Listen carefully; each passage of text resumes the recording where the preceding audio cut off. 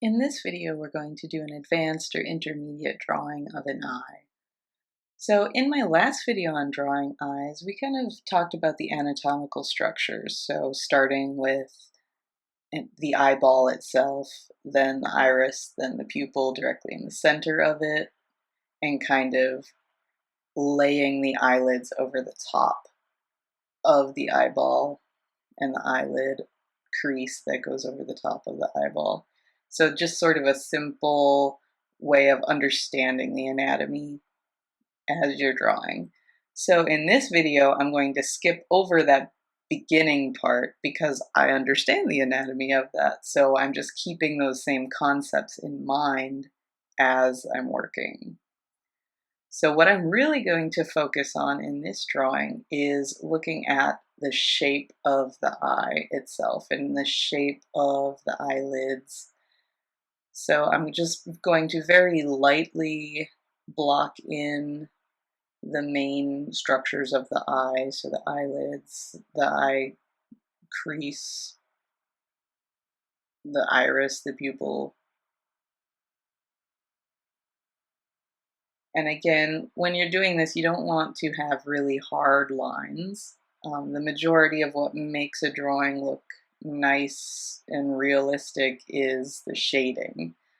So I'm really just getting areas of light and dark and then the basic shape of the eye blocked in. When I do the iris and the pupil, I'm still keeping in mind that they're circles.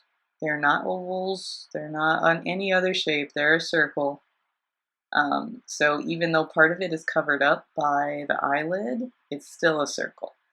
And the pupil is always in the center of the eye, so it's never going to be like to the side of your iris or anything. It's always right in the center of the iris because, like in the last video of mine, it's a hole. So holes don't move when you dig them in the ground. They don't move in your eye either. I'm going to just lightly block in the eyebrow here. I'm not going to worry too much about, being perfect with everything, just kind of getting an idea of the direction of the hair and the shape of it at this point. So I'm going to start speeding things up as I work along, because from now on, I'm really just going to be shading and adding details. So I moved to using the side of my pencil to block in some shading. This keeps it from having too hard of lines, and it actually makes it a little bit easier to blend as I move along.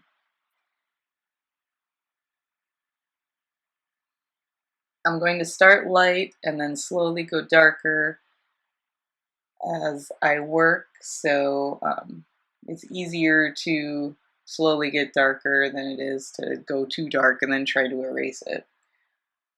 So just kind of layers and layers of values slowly building up on each other.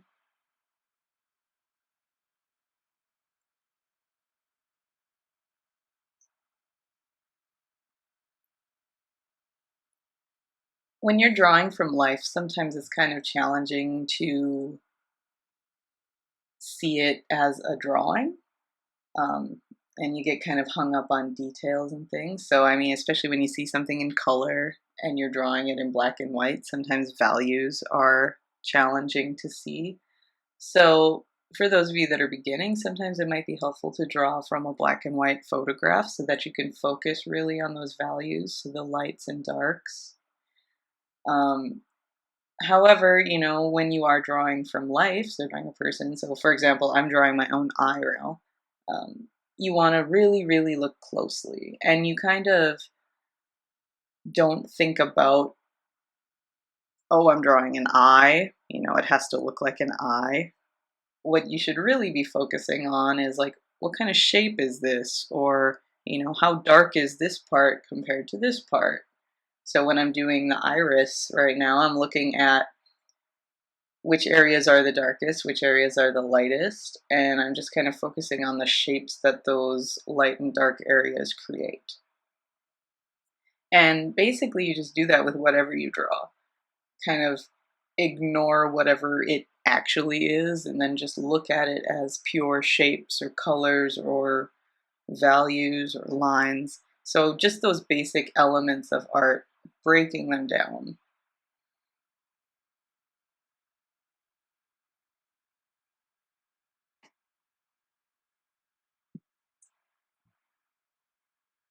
So one thing a lot of people don't think about is, we say, oh, the white of the eye is white, but there's also actually kind of shadows there that indicate that it is spherical. So by shading the eyeball itself, it helps make it look round. And, depending on the lighting, that may be more obvious or may not be. As I work on the eyebrows, I'm kind of picking out individual hairs that seem darker than others. And right now, I'm kind of using my kneaded eraser in a point to erase out highlights. And you might see that I move around a lot when I'm drawing. That way, I don't get hung up on itty bitty little details. And then if I make a mistake, then I have to erase all of those details. So by moving around, I'm making sure that I understand that everything is working together as a whole. When you get to the eyelashes, it's important to make note that eyelashes are never really uniform. They don't all move in the same direction.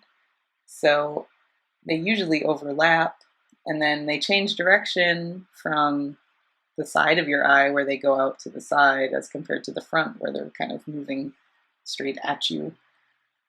So you want to pay attention to just kind of the main shapes. And then when you look at the lower lashes, they're a lot more sparse usually and shorter.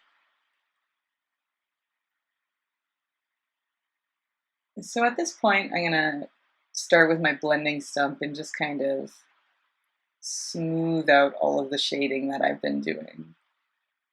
This isn't necessary for drawing, you can just shade with your pencil. When I shade with a mechanical pencil, I do kind of cross hatching and just use the pencil itself as a shading tool. But some people prefer having these really smooth, more realistic looking shading. So in that case, a blending stump is really helpful.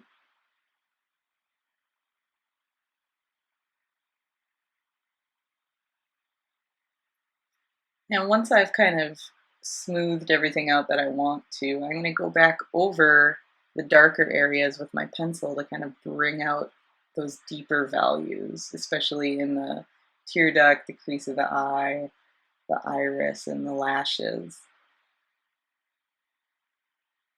And I'm just going to continue building up these layers and shading and going back and forth until I've reached sort of the desired level of value contrast that I'd like to have.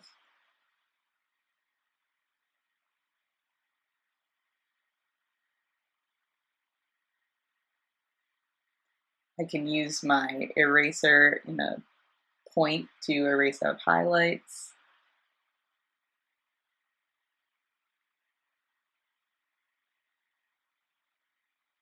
And then just kind of clean things up, adding a few more details as we move along.